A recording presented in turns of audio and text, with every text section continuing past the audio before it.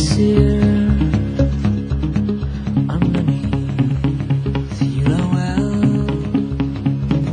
you had nothing to fear. The dreams that came to you when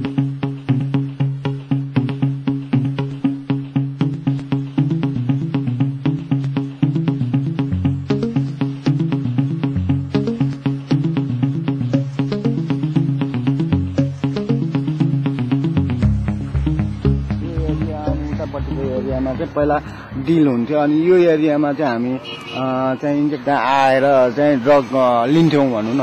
अनि कतिन्जेलसम्म हामीलाई कस्तो हुन्छ भने थाहा छ एकदमै फोहोर ठाउँमा बसेर पनि खाने गर्छौँ क्या हामी। गु भएको ठाउँमा भनौँ न हिलो सिलोको मतलब गर्दैनथ्यौँ। किन भन्दाखेरि अब यो एक हिसाबले हामी भन्ने पनि गर्थ्यौँ गुभन्दा पत्रु चिज खाइरहेछौँ, खतमै चिज हो तर सुनभन्दा नि महँगो पर्ने क्या त्यो जस्टिफाई गरेर खाइरहेको हुन्छ कि। सुरुवात गर्दाखेरिको अवस्थामा जुन 3-4 वर्ष जुन नजानिदो रूपले चाहिँ ओकेजनली मात्रै खाइन्छ, हप्ताको एकचोटि, 15 दिनमा एकचोटि, 4 दिनमा एकचोटि, त्यसरी खाँदाखेरि चाहिँ सस्तो थियो। बिस्तारै बिस्तारै चाहिँ यसको प्राइस पनि बढ्दै गयो र बढ्दै जाँदाखेरि मैले चाहिँ भनौँ न दिनको लास्ट टाइम जब आजभन्दा 8-9 वर्ष अगाडिसम्म खाँदाखेरि दिनको 3200 रुपियाँ खर्च गर्थेँ।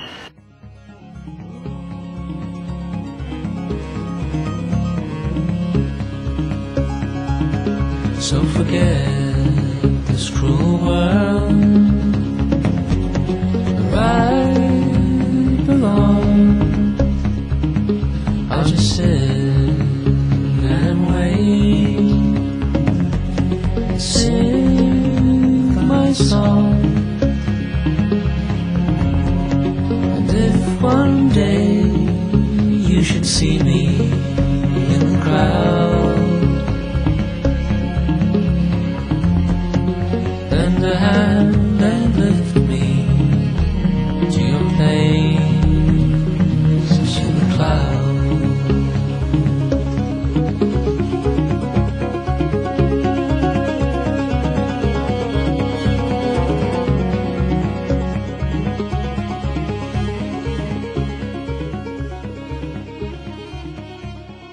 21 वर्षको ड्रग युजको हाराहारीमा 10 वर्ष जति त इन्जेक्टै गरेँ होला।